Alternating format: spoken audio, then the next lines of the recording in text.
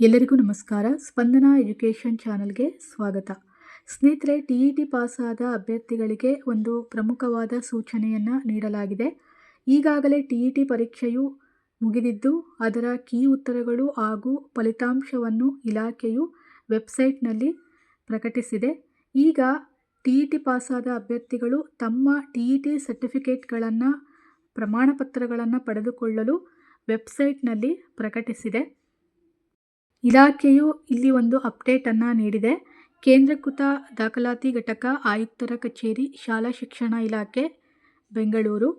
ಕರ್ನಾಟಕ ಶಿಕ್ಷಕರ ಅರ್ಹತಾ ಪರೀಕ್ಷೆ 2025ರ ಫಲಿತಾಂಶವನ್ನು ಈಗಾಗಲೇ ಇಲಾಖಾ ವೆಬ್ಸೈಟ್ನಲ್ಲಿ ಪ್ರಕಟಿಸಲಾಗಿದ್ದು, ಅರ್ಹತಾ ಅಂಕಗಳನ್ನು ಪಡೆದ ಅಭ್ಯರ್ಥಿಗಳ ಅರ್ಹತಾ ಪ್ರಮಾಣಪತ್ರಗಳನ್ನು ಇಲ್ಲಿ ಒದಗಿಸಲಾಗಿದೆ. ಯಾರೆಲ್ಲ 1 to 5th ಹಾಗೂ 6 to 8 ಪರೀಕ್ಷೆಯಲ್ಲಿ ಪಾಸಾಗಿದ್ದೀರಾ ಅವರೆಲ್ಲರೂ ಕೂಡ TET ಸರ್ಟಿಫಿಕೇಟ್ಗಳನ್ನು ಅಂದರೆ ತಮ್ಮ ಪ್ರಮಾಣಪತ್ರಗಳನ್ನು ವೆಬ್ಸೈಟ್ನಲ್ಲಿ ಪಡೆದುಕೊಳ್ಳಬಹುದು.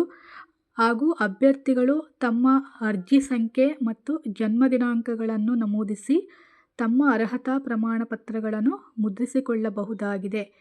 ಕರ್ನಾಟಕ ಶಿಕ್ಷಕರ ಅರ್ಹತಾ ಪರೀಕ್ಷೆ 2014ರಿಂದ 2025ರ ತನಕ ನಡೆದ ಎಲ್ಲ TET ಪರೀಕ್ಷೆಗಳ ಅರ್ಹತಾ ಪ್ರಮಾಣಪತ್ರಗಳನ್ನು ಇದೇ ಲಿಂಕ್ನಲ್ಲಿ ಪಡೆದುಕೊಳ್ಳಬಹುದಾಗಿದೆ.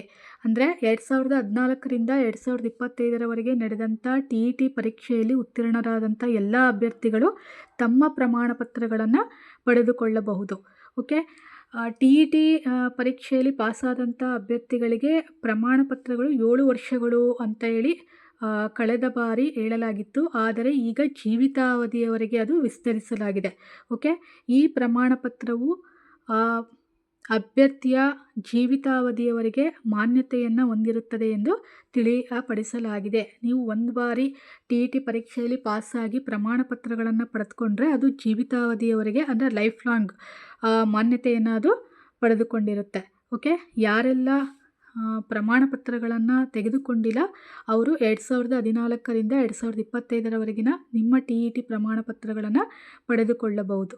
ಏಕೆ ಅಂತಂದರೆ ಈ ಲಿಂಕು 1 ವೀಕು ಅಥವಾ 15 ಡೇಸ್ ವೆಬ್ಸೈಟ್ನಲ್ಲಿ ಇರುತ್ತೆ. ಆದರೆ ನಂತರ ಅದು ನಾವು ಲಿಂಕನ್ನು ಓಪನ್ ಮಾಡಿದಾಗ ಅದೇನಾಗುತ್ತೆ, ಎರರ್ ಅಂತ ತೋರಿಸುತ್ತೆ. ಸೊ ಹಾಗಾಗಿ ನಿಮ್ಮ ಪ್ರಮಾಣಪತ್ರಗಳನ್ನು ಆದಷ್ಟು ಬೇಗ ಡೌನ್ಲೋಡನ್ನು ಮಾಡ್ಕೊಳ್ಳಿ. ಓಕೆ. ಹಾಗೆ ನೆಕ್ಸ್ಟ್ ಪ್ರೋಸೆಸ್ ಅಂತ ಹೇಳಿದರೆ TET ನಂತರ CET ನೋಟಿಫಿಕೇಷನ್ ಆಗುವಂಥ ಸಾಧ್ಯತೆ ಇದೆ. ಹಾಗಾಗಿ HSTR, PSTR ಮತ್ತು GPSTR ಪರೀಕ್ಷೆಗಳಿಗೆ ನೋಟಿಫಿಕೇಷನ್ ಆಗುವಂಥ ಮುಂದಿನ ದಿನಗಳಲ್ಲಿ ಸಾಧ್ಯತೆ ಇದೆ. ನೀವೆಲ್ಲರೂ ಕೂಡ ಹೆಚ್ಚಿನ ಒಂದು ಶ್ರಮವನ್ನು ವಹಿಸಿ ನಿಮ್ಮ ಅಭ್ಯಾಸದ ಕಡೆಗೆ ಗಮನವನ್ನು ನೀಡಿ ಅಂತ ಹೇಳ್ತಾ ಎಲ್ಲರಿಗೂ all the best. Thank you all.